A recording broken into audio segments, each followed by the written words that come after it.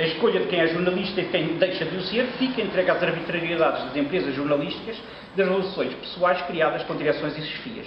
Durante anos, vi um editor ao meu lado instruir os estagiários para inquirirem alguns entrevistados acerca das suas orientações sexuais. Os mais talhados para a função serão os que se prenderem menos a certos pruridos. Quem criticar certas questões, certas metodologias, processos, quem puser em causa a sugestão acaba por não se enquadrar naquilo que o editor, no fundo, considerava que era o valor noticioso, a orientação sexual daquela pessoa, daquela entrevistada ou daquele entrevistado. Arriscamos mesmo a que isto seja feito inconscientemente, a ser visto quem questiona uma pergunta neste sentido, ou em qualquer sentido, acaba por ser visto como chato, esquisitinho, complicado, e por aí fora. Em outubro de 2012, num Prós e Contras, no programa da RTP, Pedro Santos Guerreiro, que é um dos escassos diretores portugueses que se mostra capaz de raciocinar fora da sua própria constelação ideológica, recuperou a falaciosa ideia de que a liberdade jornalística se perde quando se perde o controle económico dos jornais onde trabalhamos. Acho que tem alguma razão, mas se o Pedro Santos Guerreiro tivesse olhado em redor, descobriria, junto de si, bem perto de si, órgãos de comunicação com saúde financeira relativamente sólida, onde diariamente se atropela a liberdade e os valores dos jornalistas.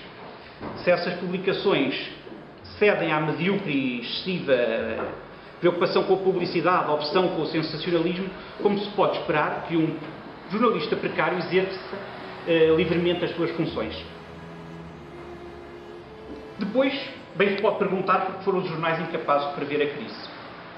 Em março de 2012, o mesmo ano, o Jornal de Negócios publicou um destaque sobre o título: Os economistas falharam na crise. E os jornalistas? Nesse artigo eram apontadas algumas possíveis explicações: negligência, captura por interesses, falta de recursos. Obviamente os jornalistas falharam na crise, falharam e continuam a falhar, aliás. Alinham no pensamento único, excluíram as diferenças, ignoram o que inúmeras vozes anunciam há anos. E mesmo assim, chegámos a uma crise sem dar por ela. As vozes eram de vários quadrantes, sei lá, do economista João Ferreira do Amaral, que foi assessor de Jorge Sampaio e de Mário Soares na presidência, próximo Partido Socialista, gente próxima do PCP. Tudo isto, anunciando a crise, foi ignorado.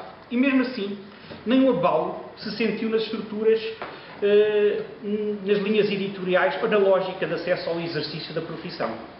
A concentração dos órgãos sociais, as quebras nas vendas, o afunilar do mercado de publicidade, a enorme facilidade de acesso à informação digital, gratuita, muita dela fornecida pelos órgãos de comunicação social em competição suicida interna,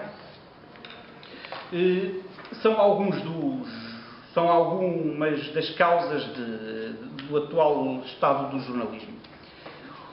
O digital, obviamente, tem vantagens e falo no digital porque me parece que é um dos sítios onde mais se tem acentuado a crise do jornalismo. As possibilidades tecnológicas que são abertas pela maior velocidade, pela quantidade maior de informação, acabam por ser terraplanadas. A possibilidade de dar aos leitores mais informação e mais profundidade, mais velocidade, responderam os gestores de recursos humanos com a ideia de que o jornalista deve ser polivalente, ao menos deve ser um bocado menos precário. Mais informação dada com maior velocidade consegue-se ter tempo. Como o tempo não estica, apenas a contratação de mais jornalistas possibilitaria que se respondesse corretamente às possibilidades do meio digital. Optou-se pelo caminho inverso. Quem faz papel deve também fazer digital, replicando a mesma notícia, às tantas com os mesmos jornais do mesmo grupo, levando os leitores a ponderar no interesse em procurar e comprar jornais que apresentam os tratamentos. Pelo caminho, os direitos de autor foram também sonegados, podem agora atrair publicidade para mais do que um órgão de comunicação social. Já agora, em tempos, o 1% da publicidade era destinada à caixa dos jornalistas, portanto, acabou a pedido de alguns patrões da área, certo?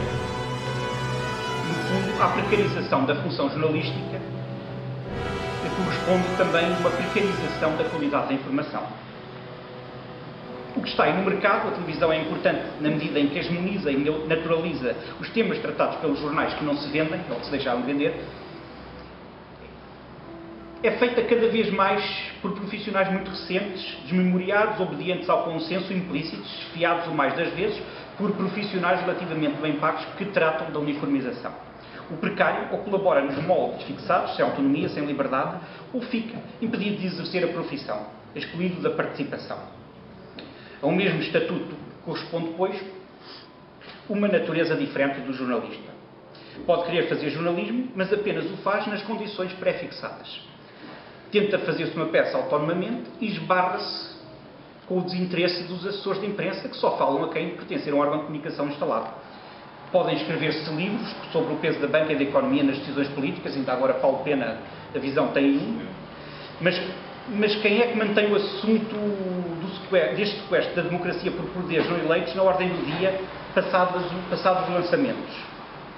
Podem fazer-se reportagens como a Estrada da Revolução, que foi feita pelo Tiago Carrasco e por mais 2 repórteres, e que ganhou, salvo erro, o Gazeta Multimédia este ano, em moldes absolutamente freelancers e precários. Eu trabalhei com o Tiago Carrasco, que eu considero dos melhores repórteres portugueses, tenho 30 anos, em redor disso. Estava a ganhar muito mal na redação onde estava, 500, 600 euros por aí, pediu um pequeno aumento e disseram-lhe que não havia condições, enfim, o costume, e ele agarrou nele e nos outros 2 repórteres de imagem e às suas custas, e ainda andava recentemente a pagar a viagem, percorreu toda a África até a África do Sul, acompanhando todos os movimentos que acabaram por resultar no Mundial de Futebol, no último Mundial de Futebol. No fundo, temos aqui duas grandes reportagens jornalísticas que acabaram por ser feitas fora dos órgãos institucionalizados e sem qualquer apoio dos órgãos de comunicação. Grande jornalismo de grande nível, feito contra as publicações instaladas.